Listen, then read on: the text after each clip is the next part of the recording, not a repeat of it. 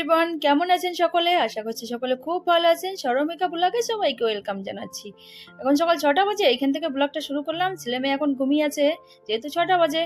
এদিকে এই বেডটা ঠিক করা হয়ে গেছে, রুমটাও ঝাড় দেওয়া হয়ে গেছে, বারান্দাটা ঝাড় দেওয়া হয়ে গেছে। তারপর চলে এসেছি সিঁড়িটা ঝাড় দিতে। ২-৩ দিন হয়ে গেছে ঝাড় দেওয়া হচ্ছে না, বললাম আজ ঝাড় দিয়ে দিই, টাইম আছে। তো ছেলেমেয়ে ঘুমিয়ে আছে, এদিকে হাজব্যান্ড দোকানে যাওয়ার জন্য রেডি হয়ে গেছে, দুজনে উঠে পড়েছি।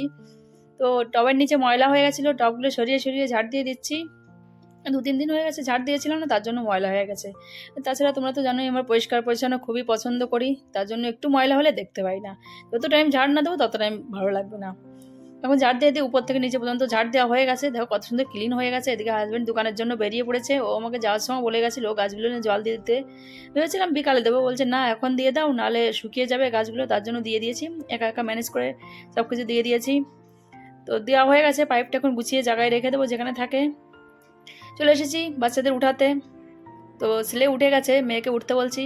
কাল কী হয়েছিল, কাল একটু লেটে ঘুমিয়েছিল, 11টা পর্যন্ত মোবাইল দেখেছিল, তার জন্য এখন উঠতে চাইছে না। আবার কাল থেকে প্রাইভেটে যাবে, কাল থেকেও জলদি জলদি উঠতে হবে।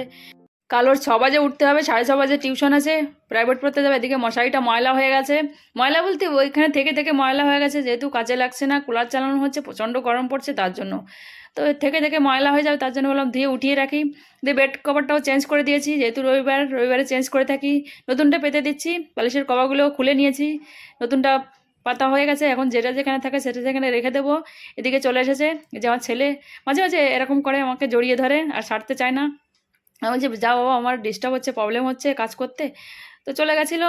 এদিকে এগুলো ভিজিয়ে দেবো, এই যে বালিশের কভার, বেড কভার, মশারিটা ভিজিয়ে দেবো গরম জলে, ভিজিয়ে রেখে কিছু টাইম থাক, তারপর ধুয়ে দেবো। চলে এসেছি কাজগুলো পোছা লাগাতে। তো রোজই পোছা লাগিয়ে থাকি, কেননা কাজ তো সবসময় ময়লা হয়ে যায়, তার জন্য একটু পোছা লাগিয়ে দিলে ক্লিন হয়ে যায়। এই যে ছেলের সবসময় হাত মুখ পুছতে থাকে, কাছে পুছবে নাহলে ফ্রিজে পুছবে। তারপর চলে এসেছি ফ্রিজটা পোছা লাগাতে। ফ্রিজের উপরে পর্দাটা চেঞ্জ করে দিয়েছি, ময়লা হয়ে গেছিলো, তার জন্য নতুনটা পেতে দেবো। পাতা হয়ে গেছে, এখন এই ফুলগুলো যেখানে থাকে সেখানে রেখে দেবো। এদিকে মোবাইলের চার্জারটা খুলে নিয়েছিলাম, মোবাইলটাও খুলে দিয়েছিলাম, এখানে চার্জ লাগানো ছিল, লাগিয়ে দিয়েছি। এখন যাবো এগুলো যেগুলো ভিজিয়ে রেখেছি সেগুলো ধুতে চলে যাবো। দেখো কত সুন্দর ক্লিন হয়ে গেছে, হয়ে গেছে। নাড়তে চলে এসেছি, অনেক কিছু ধুয়ে দিয়েছিলাম, জামা প্যান্টও ধুয়ে দিয়েছিলাম। এদিকে মশারিটায় যে বড় প্রবলেম হয়ে যাচ্ছিলো, যেহেতু আমি হাতে ধুয়ে থাকি তার জন্য নাড়তেই পারছিলাম না, উল্টো পাল্টা হয়ে গেছিলো। তারপর সেটিং করে নেড়ে দিয়েছে। যে এদিকে আজ রবিবার, অনেক দিন হয়ে গেছে, বাচ্চারা বলছে মাংস খাবে। তো যেহেতু গরম পড়ছে তার জন্য আনা হচ্ছে না, 2 মাস হয়ে গেছে আমাদের বাড়ি মাংস খাওয়া হয় না। তো আজ এনেছিল, এনে রেখে দিয়েছিল, বাথরুমে রেখে দিয়েছে, এখনও কাটা হয়নি। বললাম আগে কাজগুলো গুছিয়ে নিই, তারপরে কেটে একবার স্নান করে বেরিয়ে পড়বো। এদিকে ঘরটা পোছা লাগাতে হবে, তখন নেড়ে দিয়ে যাব, ঘরটা পোছা লেগে তারপরে মাংস কাটতে চলে যাব। নাড়া হয়ে গেছে, যে এখন পোছা লাগাতে চলে যাই। দেখো স্টেপ বাই স্টেপ কীভাবে কাজ করে থাকি। পুরো সকাল 6টা থেকে সংসারের কাজ প্লাস রান্না একা হাতেই ম্যানেজ করতে হয়। দেখো এদিকে পোছা লাগানো হয়ে গেছে, ওই রুমটায় চলে এসেছি আমাদের রুমটা পোছা লাগাতে। তো এইভাবে সব পুরো ঘরটাই পোছা লাগিয়ে দেবো। তারপরে দুপুরে রান্না করবার জন্য সব কিছু গুছিয়ে নিতে হবে। অলরেডি রসুনটা ভিজিয়ে দিয়েছি, আদাটাও পরিষ্কার করা হয়ে গেছে, মাঝে পরিষ্কার করে নিয়েছিলাম। এদিকে পেঁয়াজটাও পরিষ্কার করা হয়েছে। আর শুকনো লঙ্কাটা গরম জলে ভিজিয়ে দিয়েছি। তোমরা ভাই এই টিপস ট্রাই করতে পারো, দারুণ হয় কিন্তু। গরম জলে একটু ভিজিয়ে রাখবে, রসুনটা কিছুটা ফেলে দিয়ে, আর এদিকে শুকনো লঙ্কাটাও ভিজিয়ে রাখবে, খুব সুন্দর বাটা হয়। সব কিছু গুছানো হয়ে গেছে, মাংসটাও কাটা হয়ে গেছে, স্নান করে চলে এসেছি দুপুরে রান্না করতে। সব মশলা একসঙ্গে বেটে নিয়েছি, দেখো সব কিছু রেডি হয়ে গেছে। এখন রান্নাটা শুরু করে দেবো। এদিকে আগে ভাতটা বসিয়ে দেবো, ভাতটা রাইস কুকারে বসিয়ে দিলে হয়ে যাবে, কোনো প্রবলেম হবে না, একটাই সুবিধা হয়।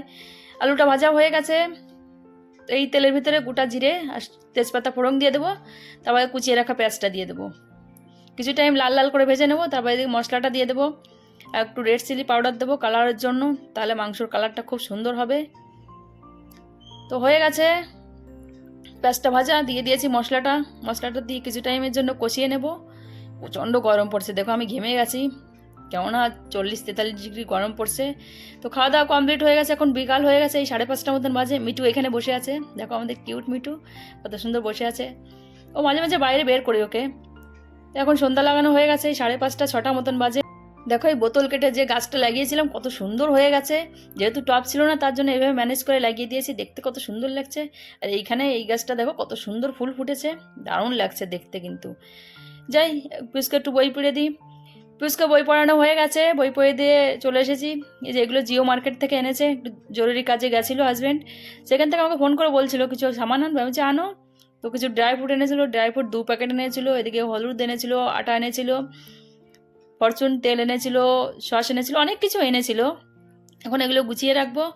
ফার্স্ট থেকে লাস্ট পর্যন্ত ভিডিওটা দেখার জন্য অনেক অনেক ধন্যবাদ। যারা আমার পেজটাকে ফলো করোনি এখনও, প্লিজ বন্ধুরা অবশ্যই পেজটাকে ফলো করে দিও। আর চ্যানেলটাকে সাবস্ক্রাইব না করলে প্লিজ অবশ্যই চ্যানেলটাকে সাবস্ক্রাইব, আর ভালো লাগলে অবশ্যই এটা লাইক করে দিও। সবাই বাই বন্ধুরা।